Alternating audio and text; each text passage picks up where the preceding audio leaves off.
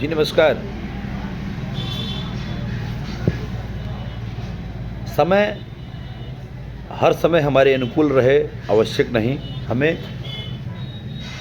हमारी निजता, हमारी लिमिट, हमारा धैर्य, हमारा गर्व, हमारा दंभ, इससे सावधान रहना चाहिए। समय बहुत बलवान होता है। वह शिखंडी से भीष्म को मात दिला सकता है, कर्ण के रथ को फंसा सकता है, द्रौपदी का चीर हरण करा सकता है। अगर किसी से डरना है तो वो है समय। महाभारत के समय एक प्रसंग आता है जब धर्मराज युधिष्ठिर ने विराट के दरबार में पहुंचकर कहा, हे राजन, मैं व्याघ्रपाद गोत्र में उत्पन्न हुआ हूं और मेरा नाम कंक है। मैं द्युत विद्या में निपुण हूं। आपके पास आपकी सेवा करने की कामना लेकर उपस्थित हुआ हूं। द्युत जुआ यानी कि वह खेल जिसमें धर्मराज अपना सर्वस्व हार बैठे थे। कंक बनकर वही खेल राजा विराट को सिखाने लगे। जिस बाहुबली के लिए रसोइया दिन रात भोजन परोसते रहते थे, वह भीम पल्लव का भेष धारण कर स्वयं रसोइया बन बैठा। नकुल और सहदेव पशुओं की देख रेख करने लगे। दासियों से घिरी हुई महारानी द्रौपदी स्वयं एक दासी सैरंध्री बन गई।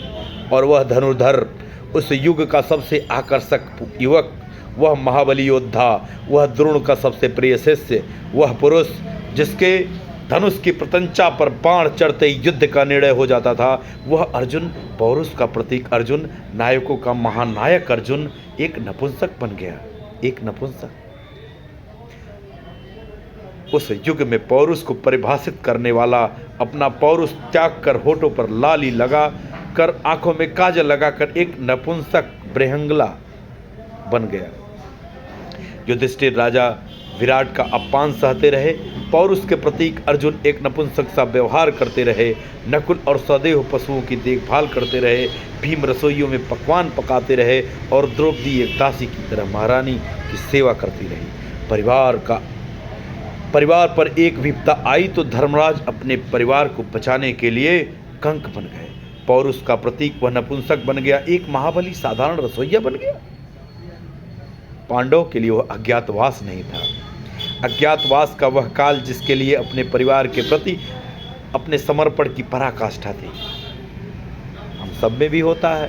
अपने परिवार के प्रति अपने समर्पण की पराकाष्ठा पार करते हुए हम लोग भी जीवन के बहुत सारे संघर्ष को झेलते हैं, दम झेलते हैं, अपने आप को, अपने मनोभाव को समझाते हैं।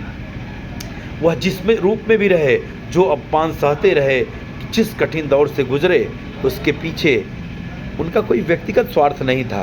अज्ञातवास का वह काल परिस्थितियों को देखते हुए परिस्थितियों के अनुरूप ढल जाने का काल था।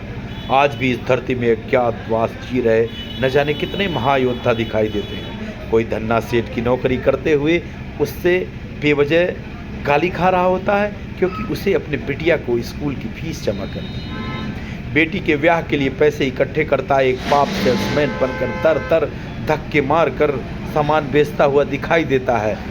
क्यों? क्योंकि उसे अपने बच्चों का पालन पोषण करना है। ऐसे असंख्य पुरुष निरंतर संघर्ष से हर दिन अपना सुख दुख छोड़कर अपने परिवार के अस्तित्व की लड़ाई लड़ रहे हैं। रोजमर्रा के जीवन में किसी संघर्षशील व्यक्ति में रूबरू हो तो उसका आप भी आदर करिए। फैक्ट्री के बाहर खड़ा गार्ड, होटल में रोटी परोसता वेटर, सेठ की गालियां खाता मुनीम, वास्तव में कंक, बल्लभ और बेहंगला ही तो हैं। क्योंकि कोई ना अपने मर्जी से संघर्ष या पीड़ा नहीं चुनता। ये वो सब कर्म करते हैं, मतलब कि सब अज्ञातवास जी रहे हैं। परंतु वह अपमान के भागी नहीं है, वह प्रशंसा के पात्र हैं।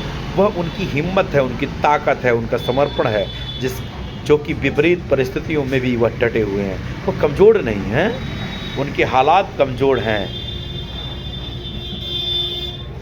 लेकिन उनके हौसले कमज़ोर नहीं हैं, उनका वक्त कमज़ोर है। लेकिन अज्ञातवास के बाद बृहलता जब पुनः अर्जुन के रूप में आए और कौरवों के नाश कर दिए, पुनः अपना यश, अपनी कीर्ति सारे विश्व में फैला दिया।